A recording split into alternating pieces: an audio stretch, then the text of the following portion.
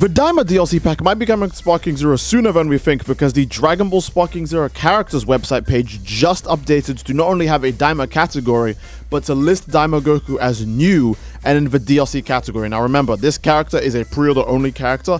He's been in the game since the game came out. Not to mention the fact that the Dragon Ball Sparking Zero Grand Finals tournament is back. You guys might remember this was cancelled a while ago before the Superhero DLC came out due to obviously an issue that happened around the same time as Battle Hour. So they didn't want to carry the events out, but they're carrying it out now. Finally, it's going to happen March 16th, and when that tournament is over, just like with every other Dragon Ball tournament and every other Battle Hour, that's when they will announce the new DLC, most likely, hence why they've updated the website. So Dragon Ball Daima DLC Pack 2 might be coming sooner than we think, not just because of all that, but because of a few other things too that I want to talk about in this video, and I'm going to get these points out of the way as soon as possible, but I do want to start off by saying, hello everyone, it's me again, SteveOJ here, back when I have a Dragon Ball Sparking Zero video.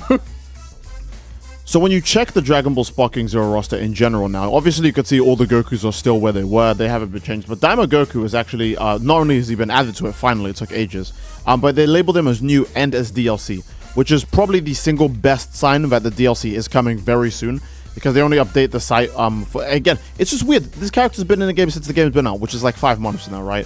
So the fact that he's been updated to the website means that that's the obvious first instance that we're gonna get the DLC involving him. They didn't update it when the superhero characters came out. The superhero characters came out and they did not update it. These do say new, but they're new in correspondence to, you know, being the most recent characters in the game. Daima Goku does not fit this bill. He came out with Annie, Laza, and Topo and all the other characters, you know, that came out with the game that came out. So I'm curious to see if they will casually just reveal the Super Saiyan forms in Super Saiyan 2 and Super Saiyan 3. Keep in mind, we already know that Vegeta Mini's been confirmed for DLC Pack 2 as well as Glorio. So that's a decent amount of Daima characters they can use. I don't think any of the adult characters will be there. They'll probably save them for DLC Pack 2. You know what would be insane if in DLC Pack... Well, I guess in Sparking Zero DLC Pack 2 or Daima's Sparking Zero DLC Pack 1, if we actually got Super Saiyan 4 for Kid Goku and Super Saiyan 3 for Kid Vegeta, and then in the second Daima DLC pack, that's when they add the adult version to them. I think that would be super hype. It'd be a really good way to keep the hype alive between both the DLC windows by having both Goku and Vegeta's new final forms be playable already, and then having like the adult versions of their final forms be playable afterwards with, you know, even more moves or different moves. I think that'd be pretty cool. So again, how are they going to add the counter Kamehameha to adult Goku? They can't really do it because he never does it, and it'd be much easier to just add to kids Daima Goku. So I could completely see them. And again, he's the only Daima character in the game, and they still updated the category. They added a category for Daima. You know, the same way how there's a GT category and there's a Z category, there's a Daima category. They updated the category for him. So he's obviously going to come out with some other characters. We know Glorio's one, Vegeta's another one.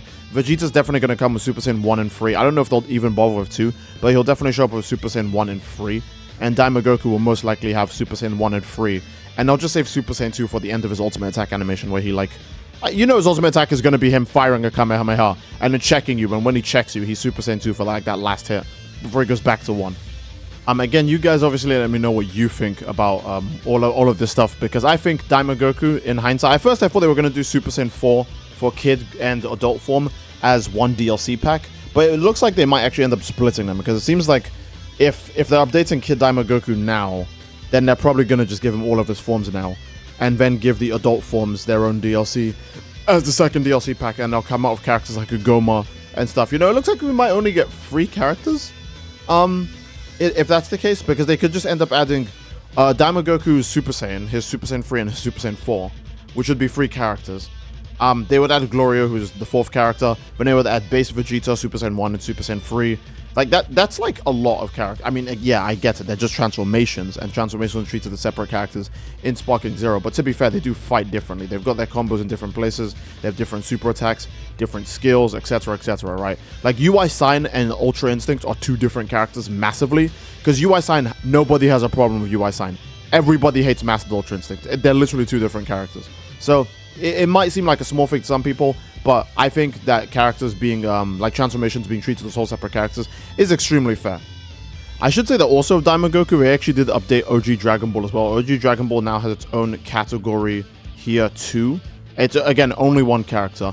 I hope they do update this, because it's really weird to acknowledge original Dragon Ball exists, gives it 1 character, and then not give it a second like that just sounds like a weird thing to do, right? So you know, hopefully, like, we already know this is going to get updated because obviously they want to add the other Daima transformations, but I would like to see some OG Dragon Ball characters. Maybe, and they'll probably still end up being paid DLC in some way. Maybe they'll release character packs after the first 3 DLCs are done. Like, we'll get Daima Pack 2, right? And then it's like, okay, well, what are we going to get now? And they start just doing character packs for characters who aren't in the game. You know, characters like Super 17, all that. You know, Super 17? Super 17's popular.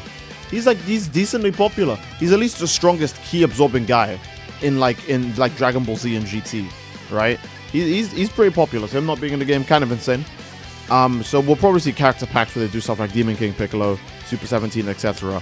But for now, I am very much liking the tease of more to come. And I should say, let's put this site into English so we can see all the funny names again, because some of these names are just wrong, which I really like. Like Son Goku Z Midterm.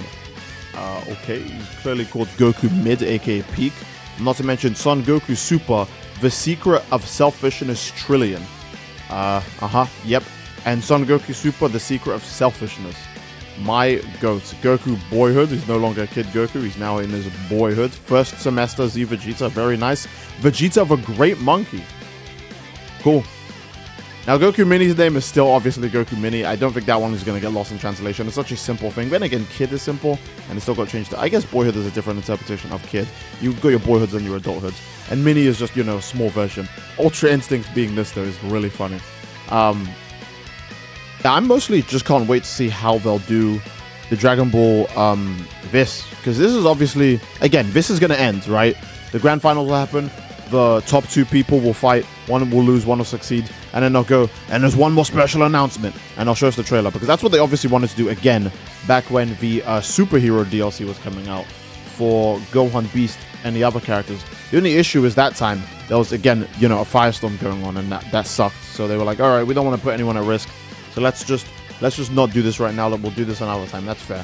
And then they released the gameplay for Gohan and Piccolo and Max and all the others, right? They released the gameplay and the trailers at a different date for those characters since, you know, the event was no longer going on.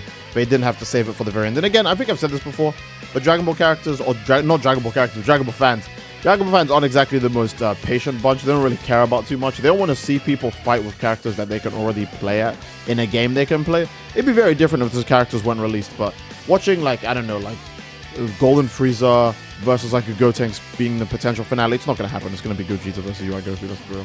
But watching, like, you know, Trunks, why is Trunks even on this list? Bro, if you end up with Trunks, they just screwed you over. They screwed you over bad.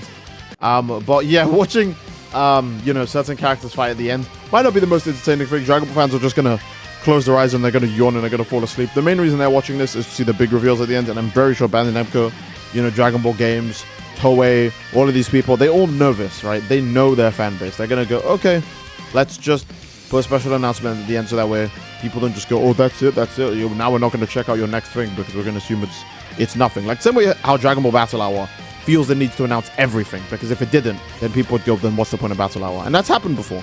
So I don't think they'll want to skip out on this one. I think they'll actually just lock in. And yeah, I don't think there's anything else to really say about this. Again, the main lore to this is that we are getting this event very soon. You can see the date for it right there. So when this happens, when it starts and finishes, we'll see if we'll get again, we're not going to get the DLC actually releasing when this event is over. I want to state that we'll most likely get a release date announcement or just a trailer tease that says coming soon.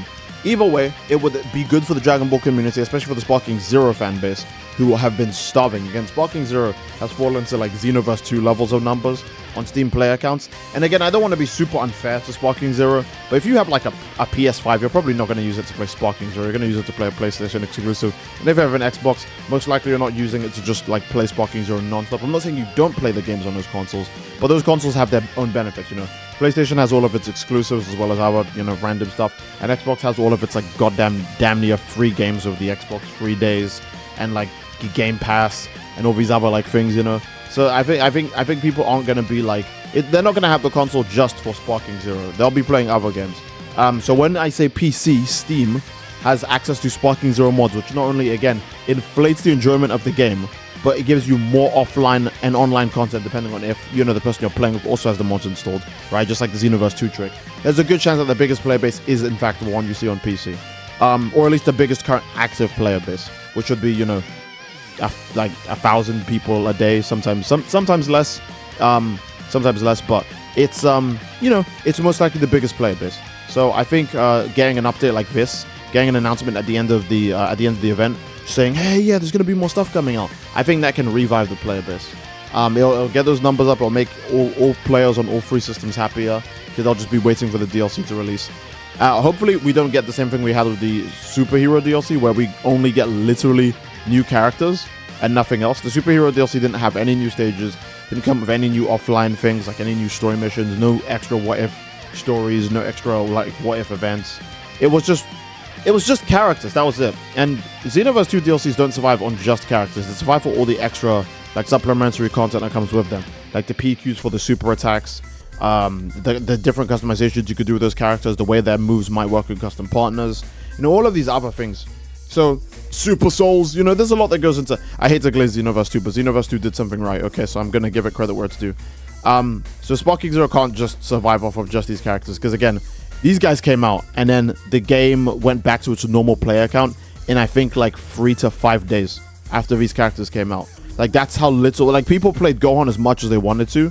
They played Piccolo as much as they wanted to. For the Gamma fans, me included, we played them as much as we wanted to, as well as Cell Max. And it was only entertaining for like a few days, because you play your favorite character and then you're like, oh great, well, now I'm gonna play them online. Introducing Super Saiyan 4 Gogeta and Ultra Instinct Goku, get to the back of the bus, buddy. You know, they just beat, you can't do anything, man. You'll play your favorite character, and what's the worst part too, if the Daima characters that drop aren't like Super Saiyan 4 Goku and Super Saiyan 3 Vegeta, I'm not saying that would kill the DLC, but it would make the player base like even lower. Like, people don't really like the characters when they're kids. I don't mind any version of these Dragon Ball. Again, I like Dragon Ball, the whole Dragon Ball. So I like seeing my favorite characters in general. But a lot of people don't, which is really concerning, because that's what it's going to reflect when the DLC comes out, when you buy the DLC, and what you see when you play online. You will see no one picking the new characters because, oh, they're kid versions, I don't really care.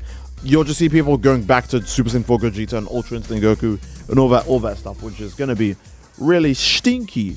But yeah, I think that's a great place to end the video. I've rambled on long enough, so that'll be it. I do love you all. I do hope you all enjoyed. And let me know what you guys think in the comment section down below as well, because again, Dragon Ball is a very, very big divisive topic when it comes to a lot of stuff, especially Daima stuff. I think Daima is the most controversial Dragon Ball's ever been. Super was just kind of chill. You had people who loved it and people who hated it, but Daima's like very 50-50. But yeah, that'll be it. I love you all. I hope you all enjoyed. Again, leave a like on the video, subscribe to the Great Little channel, leave a comment down below as to what you'd like to see next, and I will see you fellas all next time. Take care and peace.